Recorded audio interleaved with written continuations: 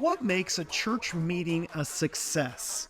Whether it's volunteers, leaders, or staff, the majority of meetings at church end up being a complete flop. 2 weeks later, no one remembers what you discussed. You shake your head and you go, why do we even have meetings?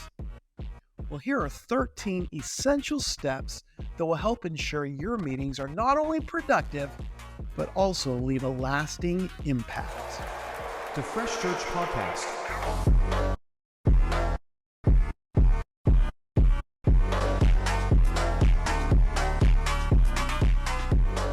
Hey everyone, welcome to the Fresh Church Podcast. Today I want to discuss, why do we have meetings? How can we have more effective time with our teams? And what makes a meeting a success? I was a family pastor of a church of right about 4,000, and we had over 300 volunteers in our family ministry. I decided we needed a volunteer meeting. I thought we could throw some vision in there, do some training, talk about some things coming up in the future, give some appreciation. More than anything, we just hadn't had a volunteer training, and everybody's supposed to do that, right? So we decided to do it on a Saturday morning. Feed them breakfast. I mean, bacon brings in people, right? Who wouldn't get up for bacon? I got our men's ministry to be willing to come out and do all the cooking for us so it wouldn't be working our volunteers too much. They were making their famous biscuits and gravy. And their gravy was filled with sausage and bacon. Oh, so good. And of course, I had fruit because we had people that were sensitive to those kind of things also. I paid people to do childcare for us so that parents didn't have to worry about their kids. And since the majority of our volunteers were parents, it made sense. I paid people from another church so that our people could all be able to make it okay.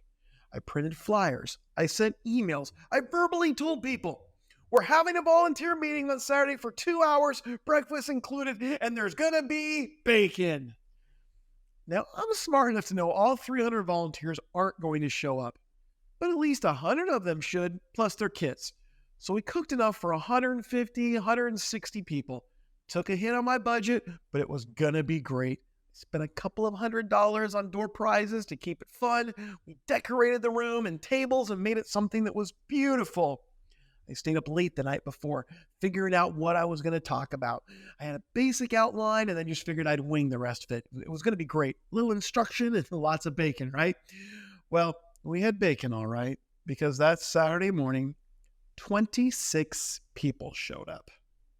So with my wife and I, we had 15% of our volunteers actually show up. We had an empty room and a lot of leftovers. And I walked out there going, what did I do wrong? I mean, we had bacon, right?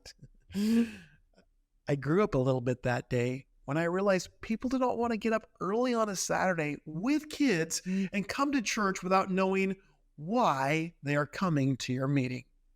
All anyone knew about my meeting is that there was going to be bacon and Pastor Tony was going to be there. And evidently that just wasn't enough. Fast forward, and now I host volunteer trainings at churches where people don't even know me. But with a few simple steps, we've seen about 90% of volunteers show up. When's the last time you had 90% of your volunteers show up for a meeting? You see, with a few simple steps, you can get people to come even without the bacon, because I figured out the key to having a successful meeting. And I'm going to share that with you today. Here are 13 keys to having a successful meeting. But before we get into that, I need to ask you a couple of questions. First, what kind of meeting are you going to have? Vision? Instructional? Team building or relational? You see, it doesn't matter whether you're doing this with volunteers, leaders, or staff. You need to know which kind of meeting you are having. You see, I used to get frustrated with denominational meetings. We were supposed to plan an event and come up with ideas to do what we're going to do or make things better. And we always spent about 20 minutes just chatting on the phone or chatting around the table. And I was always like, let's get on with it. And at the end, some people thought we didn't chat enough. Others thought we didn't plan enough. And then there was a whole other group of people who were bothered because we didn't get into all the specifics and get it all hammered out. What kind of meeting are you having? You can't do it all or it fails. So before we look at those 13 steps of what's going to help you, you need to decide what kind of meeting you're going to have. And there's really only 3 different kinds. The first one is a vision meeting. That's explaining the why. the philosophy, why we're doing things. It could be a matter of what we're doing and why we're doing it. That can come from the local ministry leaders or even top leadership coming in and talking about the vision of the church and why we're going forward with this. It can be new ideas and direction. Maybe with facilities like a remodel or something, or a new philosophy that you're rolling out, or a new process that you're doing, or a new type of curriculum that you're showing, and you want to explain to people why we're going to do that. Maybe it's to introduce new staff and leadership and why some things are going to be happening the way they're going to be happening. Where do we want to go moving forward becomes a major part of these meetings. We're talking vision. The second kind of meeting is an instructional meeting. That's where we talk about the how or the what. Might be talking about safety processes during that, maybe an orientation, maybe a membership class. Maybe this is how you can teach your lesson or lead a small group or how to do something, how to run an event, how to be engaged and lead in your church. Maybe it's a calendaring meeting, talking about events that are coming up, specifics, getting into the details. It's an instructional kind of meeting. So you have vision, you have instructional, and the third type is a team building or relational meeting. That's about the who, the why, the how or the what, and the who. That's where you have an appreciation night, where you give awards away, you give prizes to people, you let people know how much you appreciate them. You feed them, you dress up, you theme it, whatever, but it's about having fun and connecting. Maybe it's a Christmas party where you pass gifts around and you just get to laugh and enjoy each other and eat great food together. Sometimes you just do these kind of meetings to get to know each other, go out to lunch together, spend time building relationship. And sometimes you can add other elements into it. Like you can have a relational meeting and then in the midst of that go, hey, by the way, I just want to remind you of this one policy and also let you know here's what's coming up in our next event. But you need to make sure there's one major theme for that meeting that carries through.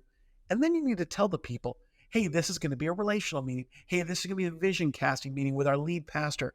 Let people know what kind of meeting that it is so they can plan accordingly. Now, throughout the year, I would encourage you to have one of each of these kind of meetings with your teams. I'd encourage you to have one of each of these kind of meetings with your staff throughout a month. Okay. Well, what does that look like? Well, let's look about like for kids ministry or student ministry. I'm going to do one meeting that's a volunteer orientation. Actually, I might do like 3 of those throughout the year, just inviting people at different times. A volunteer orientation, which is very instructional, the how-to and safety aspects of what we have. Then I'm going to do a Christmas party, and that's about relationship, where I'm appreciating them, and we're having fun, and we're playing games, and we're eating food, and the kids are playing together. It's a good time with everyone.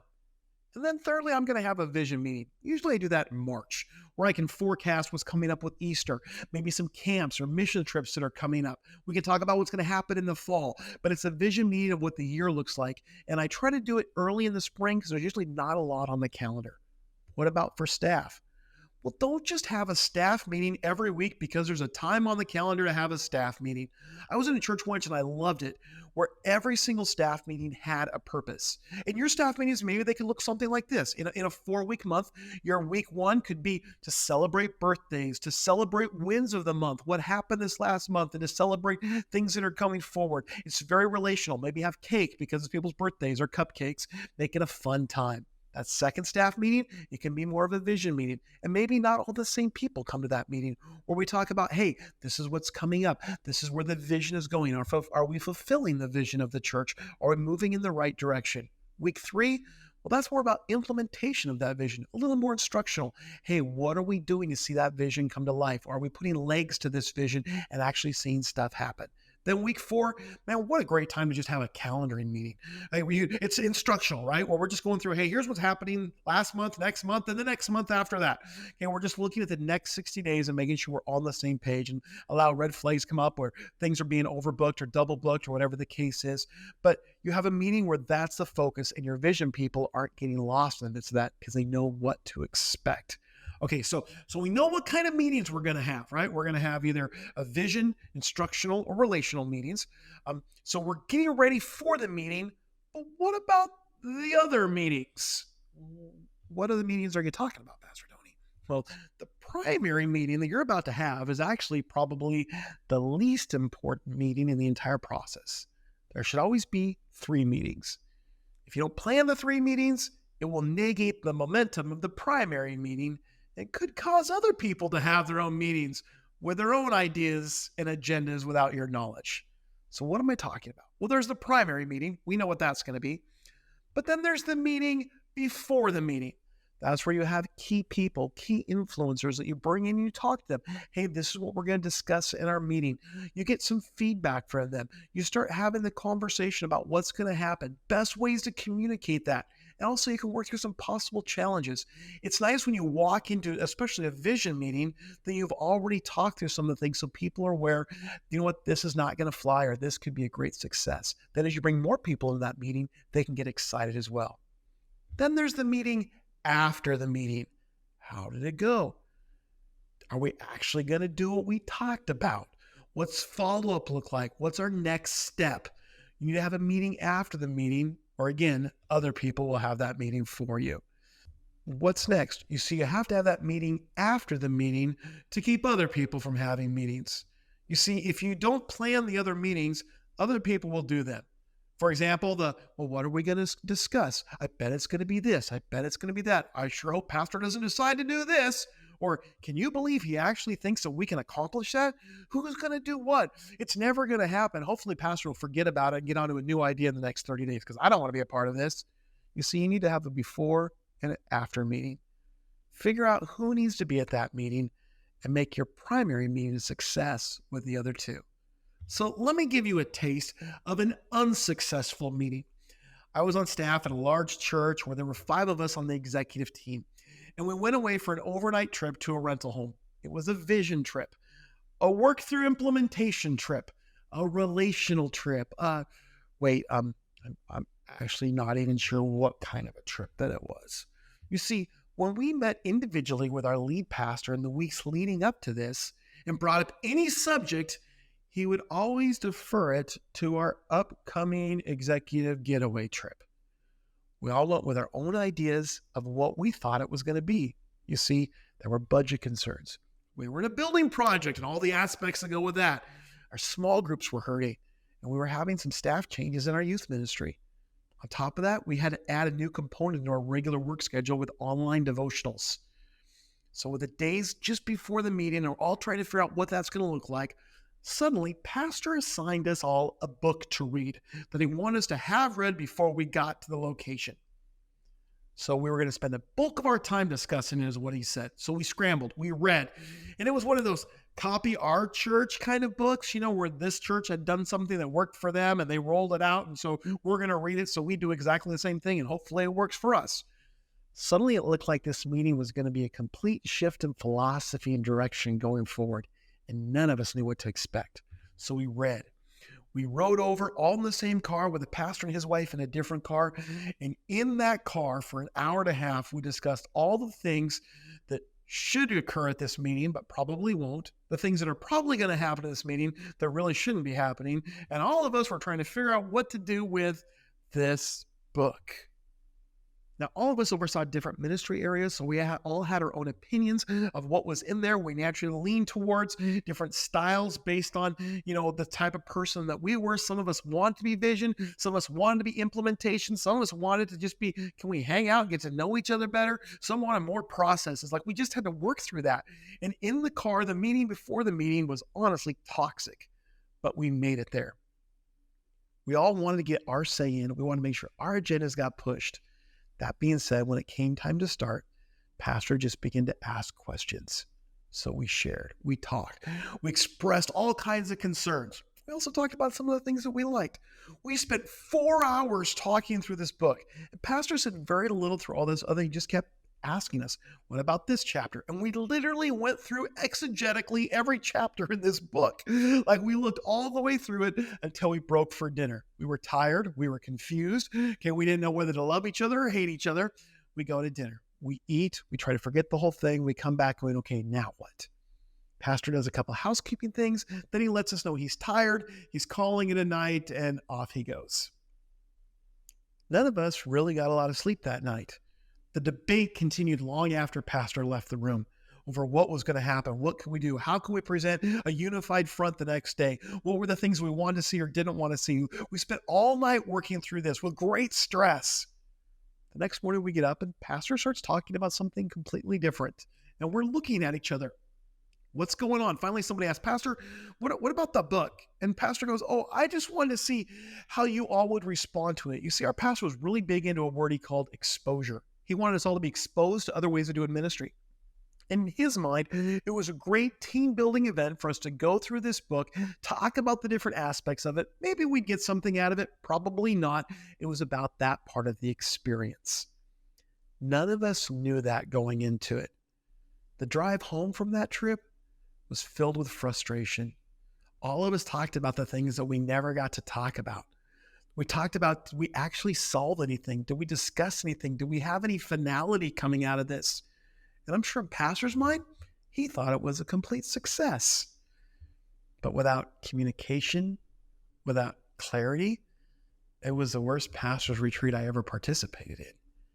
And I don't remember if we actually accomplished anything from that trip, at least not from the perspective of the executive team. And to be honest, I can't even tell you the name of the book. Don't do that to your team. So we learned you need to identify what kind of meeting that you're going to have. Is it a vision meeting, instructional, or a team building relational meeting? Then we discussed the meetings before and after the meeting, how important they are. Can you see in the story that I just told where if we'd have known what kind of meeting we were having, what was going to happen, what the agenda looked like, it might have shaped the trip a little differently and we could have actually accomplished some things, or at least known what we were going to accomplish or not accomplish in that trip? Communication makes a big difference. So let's talk about the basics. What you need to be aware of in order to have a successful meeting. Are you ready? Here are the 13 secrets that will ensure your next meeting is a successful meeting. Now, to start off, successful meetings depend on effective planning, communication, and facilitation. Now, these points can work whether it's a weekly staff meeting, whether it's a retreat, or a once-a-year meeting with your volunteers. You just need to adjust the different secrets that I'm about to share based on the type of meeting you have and who's present for that meeting. So let's go through it. Keep it in mind, here are some key elements to ensure a successful meeting for your team. Number one, clear objectives. Why are we having this meeting? That's the real question people want to know. Nobody gets up in the morning and goes, I hope we have 4 meetings today. Why are we even having this meeting? Clearly define the purpose and objectives of the meeting. What needs to be accomplished? Having a clear goal helps keep the discussion focused. Number 2, an agenda. Now, I know some of you like to wing it. Some of you like to, I just have a feeling about this. But for the other people in the room, they need to know, what are we going to cover? What's going to be covered in this meeting? What's the agenda? So create a well-organized agenda outlining the topics to be discussed and the time allocated for each. Distribute that agenda in advance. Even for a weekly staff meeting, let people know what you're going to be discussing so the participants can come prepared. You know, when I used to have one-on-ones with my staff, I would email them ahead of time. Hey, here's what we're going to discuss in our meeting. Or if I was having a meeting with my lead pastor, I would let him know, I would like to cover these things when we meet today. I was preparing him ahead of time for where the conversation needed to go. Which brings us to our next point, preparation. That there's no surprises. Encourage participants to come prepared. Share relevant materials or information ahead of time to ensure everyone is on the same page. When someone comes prepared, they're ready to give the best answer, not the answer that they're winging in the moment. Number 4 on our 13 tips for having a meeting is time management. How long is this going to last? You know, I've been in staff meetings that we covered about 30 minutes worth of stuff in a 3-hour time period. In the same way, I've been in a 3-hour meeting that I wish we could have kept going longer. Sometimes you need to know not only there's a start time, but an end time also. So start and end your meetings on time, even if that means you need to schedule a follow-up meeting. Respect participants' time by adhering to the schedule outlined in the agenda. If discussions veer off topic, well, that's where the facilitator should guide the conversation back to the agenda so we can have good time management. Which ties into number 5. You've got to have a facilitator, a designated, skilled facilitator to guide the meeting. The facilitator should ensure all participants have an opportunity to speak, they manage time effectively, and they keep the discussion focused on the agenda. Now, this can be someone from your team, but sometimes it's better to use someone else, another staff person who can pull this off, who doesn't have their own agenda in the meeting. They're just helping ensure that the meeting is accomplished as planned. Or hire somebody. The lead pastor, executive pastor, might not be the best person to do this, especially if you're doing a vision meeting with your team. Bring in somebody who can help direct traffic along the way and keep you on point. Sometimes a lead pastor, executive pastor, they enjoy not being in charge of the meeting. Let them have that opportunity. Number 6, active participation. You've got to have open communication. Encourage active participation from all your attendees. Create an environment where individuals feel comfortable sharing their thoughts and ideas. Use techniques like round robin discussions or small group activities to engage everyone. That could be the way even that you set up your room, realizing that relationship meetings need to be in a circle. Instructional needs to be more like a classroom formatted setup. Visionary meetings, well, they need to be interactive around a table. And then you have the ability to have a focal wall that you can put your attention on so nobody's pointing fingers at each other as you're beginning to work through the finalizations of the plan. Just remember that in order to have active participation, sometimes you have to set the room up accordingly for it. Number 7, technology. If the meeting involves virtual participants, ensure that the technology is working smoothly. If you're using any kind of media, make sure that it works. Test the audio, video, screen sharing capabilities in advance. Clearly communicate any relevant links or access information to people. If you're using a link to a video, maybe give those to somebody if they're not on site with you, if they're joining you virtually. That being said, technology can add so much to your meeting.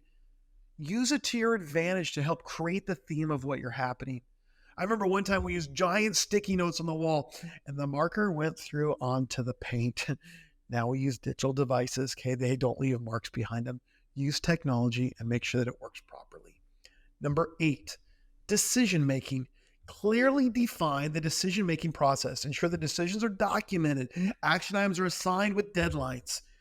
If a consensus is needed, facilitate the discussion to reach that agreement and ask the question, what did we decide? Then confirm it with the leader before the meeting is done and confirm it again afterwards, which leads to number 9, the follow-up aspect. Summarize your key takeaways and action steps at the end of your meeting. Follow up with the participants afterwards, the meeting after the meeting, if you will, providing meeting minutes and any additional information or resources to all the attendees that were involved. This helps reinforce accountability. If you assign something to someone, reiterate it, and then follow up on it. Number 10, feedback. Seek feedback from participants on the meeting process. This can be done through surveys, informal discussions, or a designated feedback session.